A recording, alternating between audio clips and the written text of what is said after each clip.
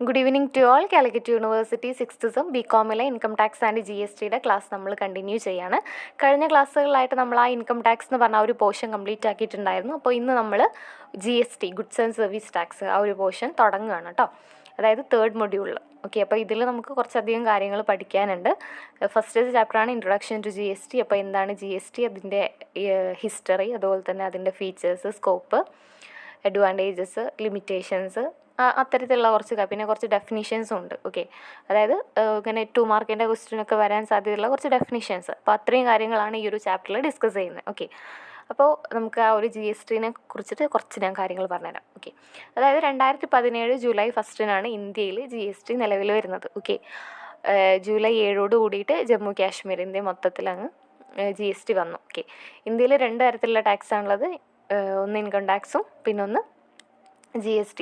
Income tax എന്ന് പറയുമ്പോൾ direct tax, GST എന്ന് പറയുമ്പോൾ ഇൻഡയറക്റ്റ് ടാക്സ്. ഓക്കെ, ഇന്ത്യയിൽ ഒരുപാട് ഇൻഡയറക്റ്റ് ടാക്സുകൾ ഉണ്ടായിരുന്നു. ഓക്കെ, 2017 ജൂലൈ 1 മുന്നേ. അപ്പോൾ അതിൻ്റെയൊക്കെ ഒരു മെയിൻ ലിമിറ്റേഷൻ അല്ലെങ്കിൽ ഡിമെറിറ്റ്സ് എന്ന് പറയുന്നത് എന്താണെന്ന് വെച്ചാൽ, ഫസ്റ്റത്തേന്ന് ഡബിൾ ടാക്സേഷൻ, അതുപോലെ തന്നെ ടാക്സ് ഓൺ ടാക്സ്. അതായത് നമ്മൾ ടാക്സ് അടച്ച എമൗണ്ടിന് വീണ്ടും ടാക്സ് അടയ്ക്കേണ്ട ഒരവസ്ഥ.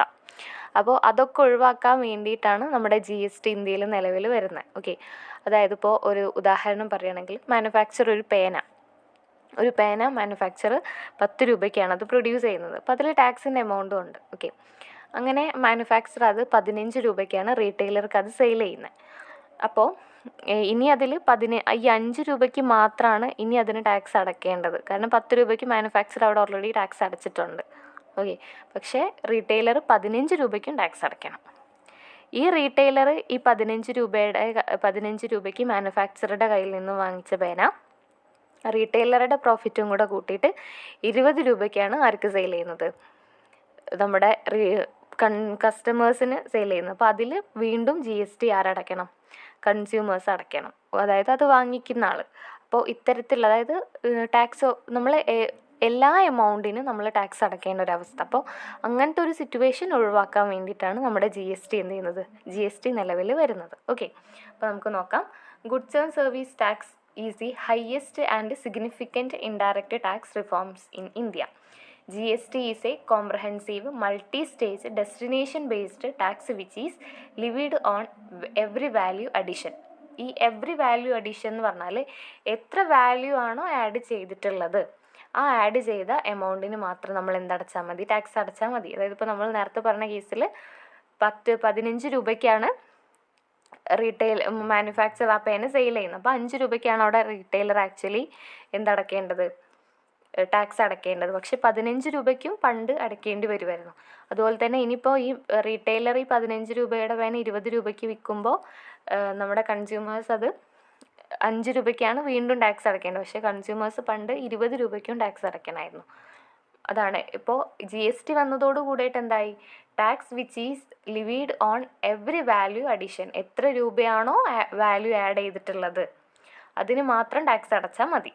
ഓക്കെ, പിന്നെ അത് ഡെസ്റ്റിനേഷൻ ബേസ്ഡ് ആണ്. അതായത് ആരാണോ അത് ഉപയോഗിക്കുന്നത് അവരായിരിക്കണം ടാക്സ് അടയ്ക്കേണ്ടത്. അതല്ലാണ്ട് മാനുഫാക്ചർ ബേസിലല്ല ടാക്സ് അടയ്ക്കേണ്ടത്, ആരാണോ അത് ഉപയോഗിക്കുന്നത്. അതായത് ഇപ്പോൾ ഞാനൊരു പേന വാങ്ങിക്കുകയാണെങ്കിൽ ഞാനാണ് ടാക്സ് അടയ്ക്കേണ്ടത്, അല്ലാണ്ട് മാനുഫാക്ചർ അല്ല.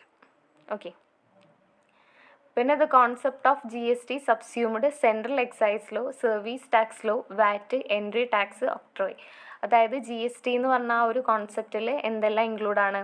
നമ്മുടെ സെൻട്രൽ എക്സൈസ് ലോയും അതുപോലെ തന്നെ സർവീസ് ടാക്സ് ലോയും വാറ്റും എൻട്രി ടാക്സും ഒക്ട്രോയും ഒക്കെ ഇൻക്ലൂഡാണ്. ഇതൊക്കെ പണ്ട് ഉണ്ടായിരുന്നതാണ്. അതായത് 2017 ജൂലൈ 1 മുന്നേ ഉണ്ടായിരുന്നതാണ് ഈ പറഞ്ഞതൊക്കെ. ഇതൊക്കെ നമ്മുടെ എന്തിലുണ്ട്? GSTയിലുണ്ട് എന്നാണ് പറയുന്നത്. ഓക്കെ, അതുപോലെ തന്നെ GST has brought the Indian taxation framework under it unique ideology one nation one tax. അതായത് ഒരു രാജ്യത്തിന് ഒരു ടാക്സ്, അതാണ് അങ്ങനത്തെ ഒരു ഐഡിയോളജിയിലാണ് നമ്മുടെ GST ഇന്ത്യയിൽ വന്നിട്ടുള്ളത്.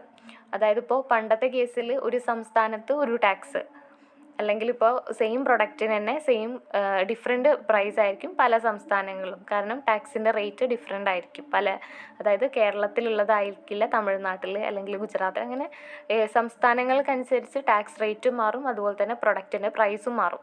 പക്ഷേ GST വന്നതോട് കൂടിയിട്ട് ഒരു സ്ഥിരത ഉണ്ടായി. അതായത് എല്ലായിടത്തും സെയിം ടാക്സ് റേറ്റുമായി സെയിം പ്രൈസുമായി അത്തരത്തിലുള്ളൊരു സ്ഥിരത നമ്മുടെ GST വന്നതോട് കൂടിയിട്ട് ഇന്ത്യയിലുണ്ടായി. ഇപ്പോൾ GST എന്താണെന്ന് ചോദിച്ചാൽ ആദ്യം എന്ത് ചെയ്യുക, എഴുതുക. Goods and service tax is the biggest and significant indirect tax reforms in India. GST is a comprehensive multi-stage destination-based tax which is levied on every value addition. The concept of GST subsumed. Subsumed എന്ന് പറയുമ്പോൾ include ആണ് കേട്ടോ. Subsumed Central Excise Law, Service Tax Law, VAT, Entry Tax, Octroi. പിന്നെ GST has brought the Indian taxation framework under it is unique ideology one nation one tax. പിന്നെ ഇത് എന്നാ നിലവിൽ വന്നതോട്, അതായത് GST rolled out on July 1, 2017. അതുകൂടെ എഴുതിയാൽ നന്നായിരിക്കും. ഓക്കെ, ഇതാണ് GSTൻ്റെ ഒരു ഇൻട്രൊഡക്ഷൻ പാർട്ടിൽ പറയാനുള്ളത്. ഇനി നമുക്കിതിൽ നോക്കാനുള്ളത് GSTയുടെ ഒബ്ജക്റ്റീവ്സ് ആണ്. ഒബ്ജക്റ്റീവ്സ് ഓഫ് GST എന്ന് പറയുമ്പോൾ നമ്മൾ പറഞ്ഞിട്ടുണ്ടായിരുന്നു ഡബിൾ ടാക്സേഷനും അതുപോലെ തന്നെ ടാക്സ് ഓൺ ടാക്സും ഒഴിവാക്കാൻ വേണ്ടിയിട്ട്. അതാണ് ഈ ഒരു GSTയുടെ മെയിൻ ഒബ്ജക്റ്റീവായിട്ട് പറയുന്നത് കേട്ടോ. Okay, a prominent objectives of goods and service tax is to eliminate the double taxation. അതാണ് അതിൻ്റെ ഒരു മെയിൻ ഒബ്ജക്റ്റീവായിട്ട് പറയുന്നത്. ഓക്കെ, ഇനി അതിൻ്റെ താഴെ വരുന്നതാണ് one country one tax system, ഒരു രാജ്യത്ത് ഒരു ടാക്സ് സിസ്റ്റം. അതുപോലെ തന്നെ consumption based tax instead of manufacturing. അതായത് ഞാൻ നേരത്തെ പറഞ്ഞു, ആരാണോ ഇത് കൺസ്യൂം ചെയ്യുന്നത്, അതായത് ആരാണോ ഇത് ഉപയോഗിക്കാൻ വേണ്ടി വാങ്ങിക്കുന്നത്, അവരാണ് ടാക്സ് അടയ്ക്കേണ്ടത്, അല്ലാണ്ട് മാനുഫാക്ചറിങ്ങിലല്ല. അതായത് ഇപ്പോൾ മാനുഫാക്ചറുടെ കയ്യിൽ നിന്ന് റീറ്റെയിലർ വാങ്ങിക്കും, റീറ്റെയിലറുടെ കയ്യിൽ നിന്നായിരിക്കും അത് കൺസ്യൂം ചെയ്യാൻ വേണ്ടിയിട്ട് നമ്മൾ വാങ്ങിക്കുന്നത്. അപ്പോൾ നമ്മളാണ് അതിനെന്ത് അടയ്ക്കേണ്ടത്, ടാക്സ് അടയ്ക്കേണ്ടത്, അല്ലാണ്ട് മാനുഫാക്ചർ, അതായത് അത് ഉൽപ്പാദിപ്പിക്കുന്നവരല്ല. ഓക്കെ, പിന്നെ uniform registration payment and input tax credit. അതായത് നമ്മുടെ GSTയുടെ രജിസ്ട്രേഷനും പേയ്മെൻറ്റൊക്കെ സെയിം ആണ്, എല്ലാ സംസ്ഥാനത്തും എന്തായിരിക്കും, സെയിം ആയിരിക്കും എന്നാണ് പറയുന്നത്. പിന്നെ subsume all central and state government indirect tax. അതായത് സെൻട്രലിൻ്റെയും സ്റ്റേറ്റിൻ്റെയും എല്ലാ ഇൻഡയറക്റ്റ് ടാക്സും ഇൻക്ലൂഡ് ചെയ്തിട്ടുള്ളതാണ് എന്ത് പറയുന്നത്, നമ്മുടെ GST എന്ന് പറയുന്നത്.